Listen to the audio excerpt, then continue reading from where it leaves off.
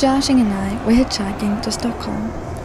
As we stood by the highway outside Norrköping, Mehrans picked us up. Thank you.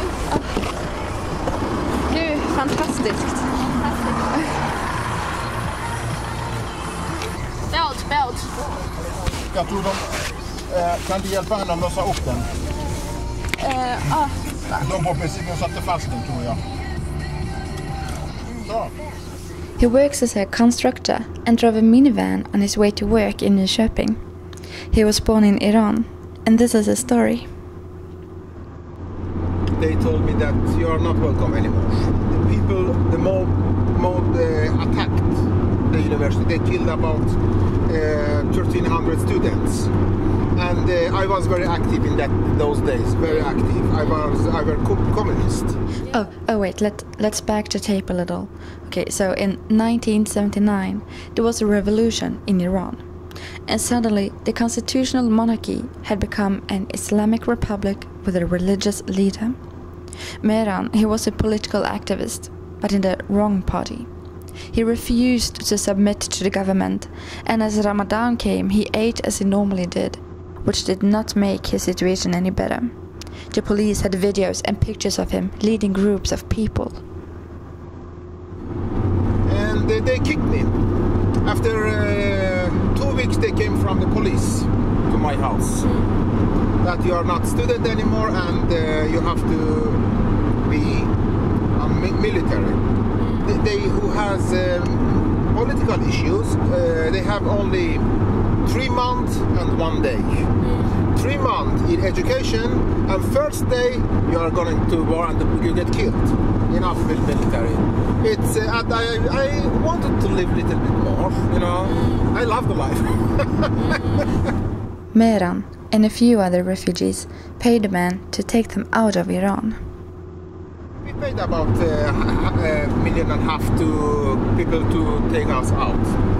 And the first 8 hours we went by normal car, and 7 hours we sat like this. He curls up like a ball in the front seat. Under last of 20-liter tanks, 7 or 8 hours, and we passed several controls. The guards had sharp spears, which they used to pinch through the tanks to make sure that no one was hiding there. And we saw it coming, and everyone was, you couldn't calculate it.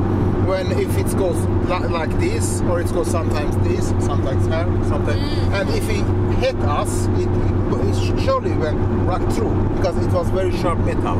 They walked for 8 hours to get to the border, and from there it was another 4 or 5 days before they arrived in Istanbul. After 1 month, I come to Sweden. They deport me to Turkey again. I worked there about a year, and after a year I came back with false name. I couldn't go anywhere else. Everywhere were closed. Yeah. I came back with false name. After half a year, they discovered that my name is Mehrans. Mehrans was called to the police, and they asked him why he had been there with a false name.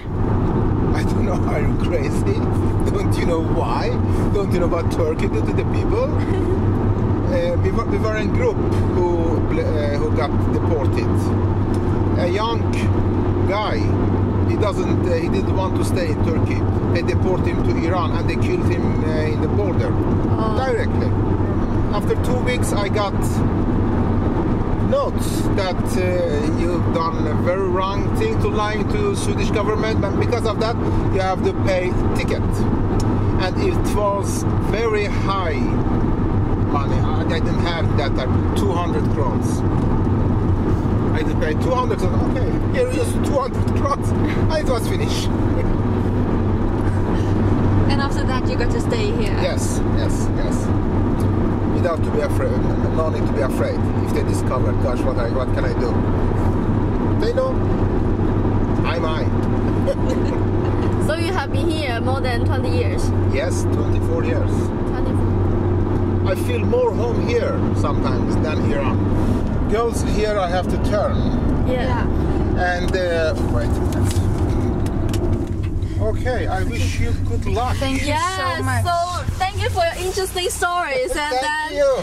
Thank you so much. I am so happy that we decided to hitchhike, because if we hadn't done that, then we wouldn't have met Meran, and we wouldn't have heard his story. Thank you. Thank you so much for sharing.